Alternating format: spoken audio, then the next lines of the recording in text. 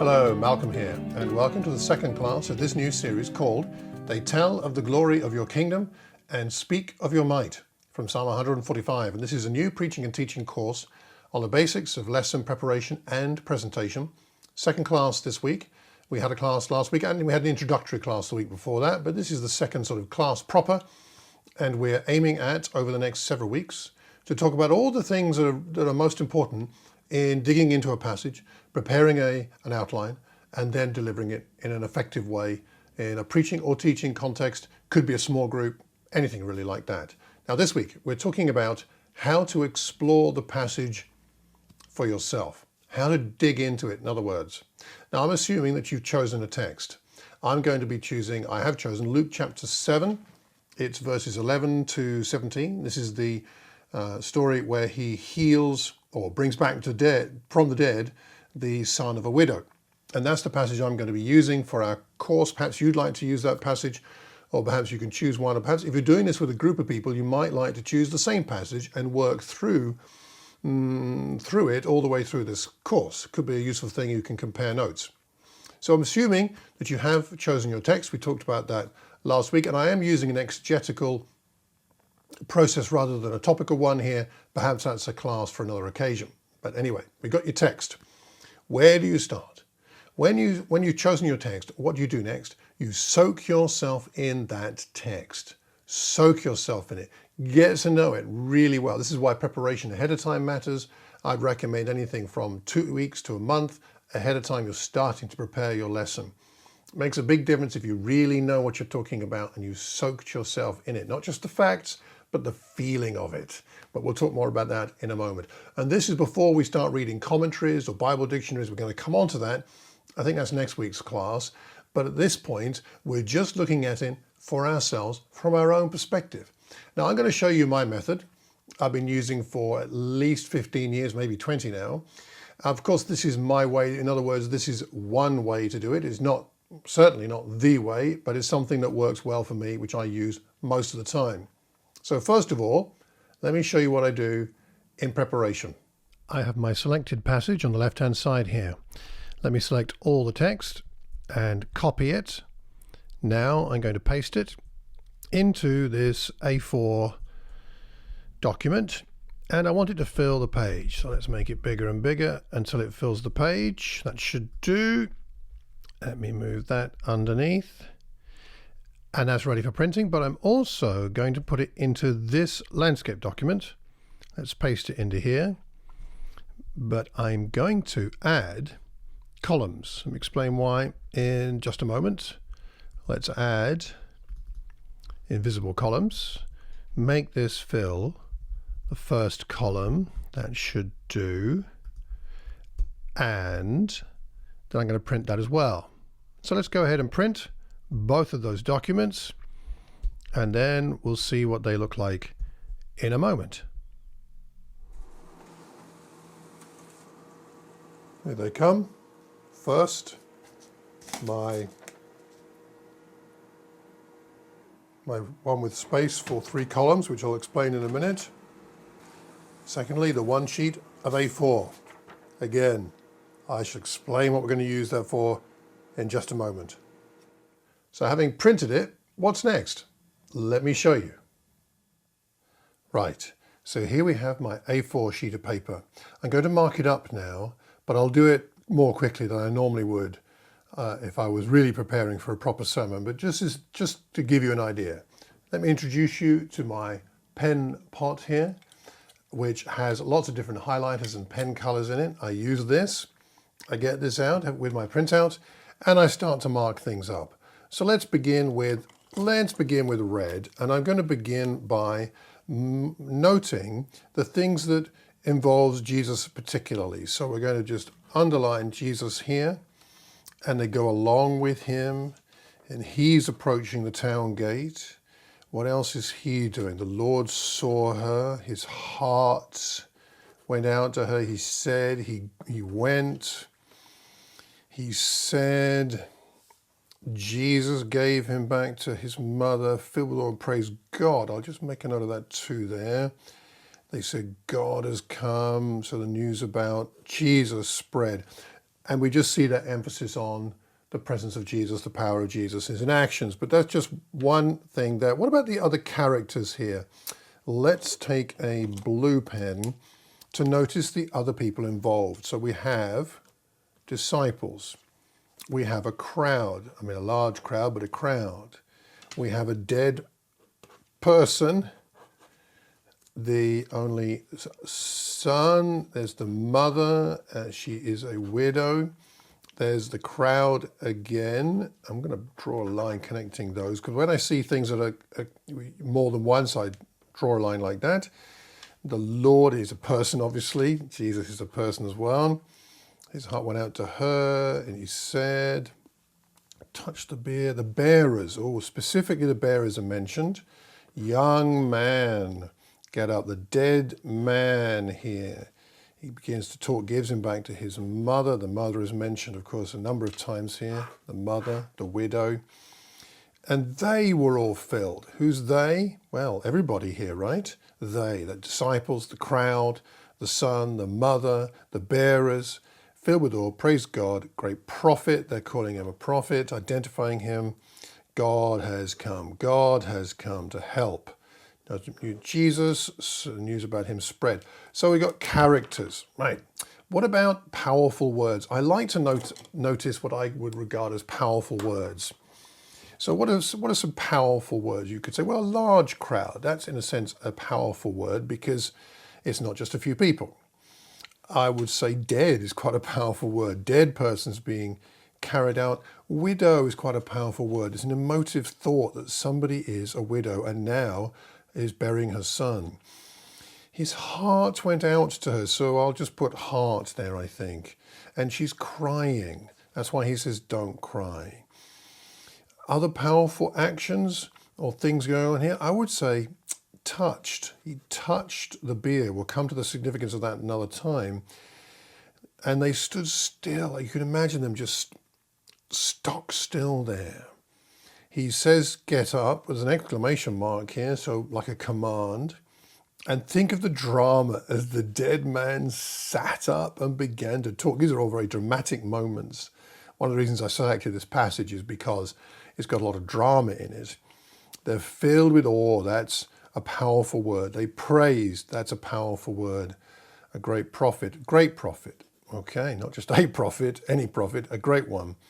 God has come to help. That's a powerful word. And the news spreads. So some powerful things going on there. Some words with weight to them are happening here. What about the actions? We've got a lot of actions going on here. Let me take this black pen. No, let's take a highlighter. Pink. Yes, okay. So what's going on? He went, it says. So he's moving. The crowd goes along with him. He approaches the town gate. The dead person's being carried. When the Lord saw, his heart went out to her. He said, don't cry. He touched. They were carrying him on. They stood still. Get up. He sat up. He began to talk. He gave him back to his mother. They were all filled with awe, praised God. A great prophet appeared. They said, God has come to help his people. And the news spread. So these are actions, things that are happening. A lot of action, as you can see in this passage. It helps me to see what the action is. What else might we pull out from this? A couple of things to note. Just a couple of things to note, and I just sort of make a note here. Soon afterwards, that seems significant because, well, what's been going on before? I need to go back to the passage and notice what's happening before that led up to this, soon afterward.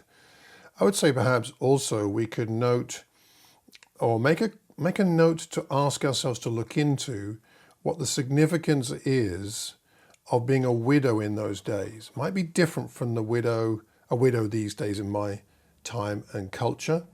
What is the significance of him touching? Something to note here. Touching the bier they were carrying him on. There must be something about that. What were the responsibilities of bearers in those days? Might be interesting to find that out. I think this is humorous myself. He got up and began to talk. I want to make a note of that and think about that a bit more. I have no idea what he said. We don't know, but what a strange thing. And they're filled with awe. A great prophet. I wonder what they meant by that, what the crowd perhaps thought they were seeing. God has come to help his people, the news spread. Okay, so there are some things I also want to think about a bit more. What other things? There's some objects we haven't talked about. Maybe I'll also make a note of that with, I've got another highlighter, haven't I? Okay, so the objects here that I want to make a note of, where's that gone? The beer. Okay, what would that have looked like? Because I might be able to illustrate that with a picture or something to help it come alive. And these bearers, what would they have been dressed in? What might that have looked like? And that might do for that. And I do also want to find out where Nain was and where he was coming from and going to. I might put a map up on screen or something like that. Again, just to give the context and a bit more understanding about Nain and the surrounding country, Judea. Let's have a look on a map for that while we're at it. And so here we have, quickly, normally I would take probably half an hour or more to do this, but at least it gives me a quick idea of some of the things that are happening, who's involved, the drama of it, the key words perhaps, words that are repeated. I do, again, if I had more time, I would do this with more time. But again, to draw lines connecting words that are repeated, because that's often significant, or phrases that are repeated, and noticing what's going on. So I hope that's helpful. That's stage one. That's stage one of digging into the text, finding out what is in here. Before I think about what it means, before I think about how to structure a lesson or anything, I need to get inside it and think about what's going on with Jesus, with his disciples, with the crowd, with the widow, with the young man, with all that's going on here. What were these different experiences like for Jesus, for his disciples, for the crowd, for the widow, for the young man? I'm beginning to get inside it, allowing my imagination to be creatively inspired to imagine being there and think what it was like. And then I can begin to think about why Luke recorded this, what God wanted us to see, and what it means for me and other people. Stage one, done. Let me explain now what I'm doing with this landscape view. I'm going to draw some columns here. 3 usually, sometimes 4, but usually 3. And these columns are to help me with the structure of what I'm doing. What I'm looking for here is potential structure for a lesson. What structure is within the story that might form a structure for the lesson? Because if you can find the same structure for your lesson as already in the passage, well, all the better. For example, Jesus is coming into Nain, it's setting the scene. This could be my introduction. And then he sees what's going on and his heart goes out to her and he says, don't cry. Now we could make a break. We could just set the scene here, and then we could do Jesus interacting with the mother and the people there, and then we could have Jesus dealing with the young man, and then we could have the conclusion here, which is, well, it seems like it is the conclusion of the crowd from what has happened, so it makes a very natural conclusion. So you could have these sections here, Jesus noticing, Jesus' first interaction with the mother, and then Jesus notices Jesus with the mother and the bearers, I suppose, and Jesus with the son. Or we could again have the introduction here, which looks quite natural, and the conclusion here again looks quite natural. We could just break it into 2. We could have Jesus noticing what's going on, and then we could have Jesus with the mother and the son. Or you could have the introduction and we could have Jesus noticing, noticing, and then we could have him expressing himself. Don't cry his heart going out to her. So that could be Jesus reacting, perhaps. And then we could have Jesus doing the healing. Perhaps that might be another possibility. And then a conclusion here. And as I'm doing this, I'm just trying to see what's naturally there in the passage, and then see whether that might form some kind of structure for a lesson. It doesn't have to, but if it's there, I like to use it that way. And as I'm doing that, I'm also beginning to think about what else I might say about the passage, Jesus reacting. What's it like when we react to things that are emotionally intense? How do I react when things are emotionally intense? What would it be like to be and see a healing? Have I seen anybody healed? What's it like to be healed? How do we notice things? Do we notice all the things that are going on around us? Jesus could have walked by without noticing, and yet he did stop to notice. So I'm beginning to think about that as well, possible in a sense, illustrations or applications. So I find that this combination of the A4 one sheet and writing all over it, combined with this more structural exploration, brings me to a greater clarity about what's going on in the passage and how it might be structured. So you've printed it out, you've marked it up on your, like if you're doing it like me, your landscape version for some initial thoughts about structure. You've got your piece of A4 scribbled all over the place. What comes next? Well, after printing and then marking it up, the third phase at this stage is to pray it through. Pray it through. Take this, perhaps this with you, and lay it out there, and then pray through it and ask God, what do you want me to see from this? Or perhaps you take it with you on a prayer walk and pray about the things that are coming out. Perhaps you write down all those action words or all those things that stood out to you as being very strong words and pray about that in that passage. Pray it through and ask God to show you some things. What's emerging for you? And as things emerge for you, make a note. My method for making notes when I'm praying through these things is on my phone. I have an app called Drafts. I really like Drafts. It looks like this. It's nothing special. I think it's free. And in there, if it's just a few words, I make a note there and I save that to a folder in my Evernote app called Next Sermon. And all those notes go in there so I can go back and find them later. That's for short notes. If I think of something like a phrase or something longer I want to remember, then I'll do a voice memo. So you know what that probably looks like on your phone, whether you're using an iPhone or some other. You'll have some kind of voice memo, and so I'll record that while I'm out and about, and then I've got it there where I can get back later and make some notes, take it off the phone and put it somewhere else, like in that folder called Next Sermon. So that's what I'm doing there, and that makes it all neat and tidy in one place. I've got my sheets of paper, I've got my notes in Evernote, some voice notes, some text notes, and then, well, we then get to the next phase for the next time. But that's my method for digging into the text, getting to know it better myself.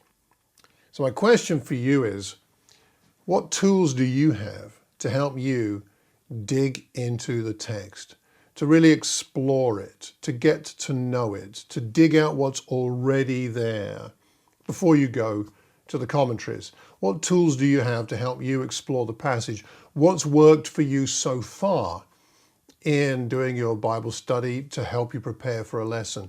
What's made a difference for you so far? Let's share those with one another, and please share them with me. I'd love to know. And next time we'll talk about how to use other resources like commentaries and Bible dictionaries.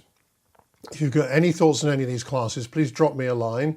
You can leave a comment anywhere you hear or see this recording, or you can email me, malcolm@malcolmcox.org. Any questions, any comments, I'd be glad to receive them. If you know anybody who might benefit from this recording, do pass the link on, and I'd be grateful for that too. Let me finish with this verse from Psalm 145, verse 4, to remind us of what we're doing here. One generation commends your works to another. they tell of your mighty acts. We're not here just to learn about a passage or study it. We're here to find what's in it, to help other people so that they will then go and tell of God and his mighty acts to others. That is our privilege. Until the next time, I hope you have a terrific Tuesday and a wonderful week. Take care and God bless.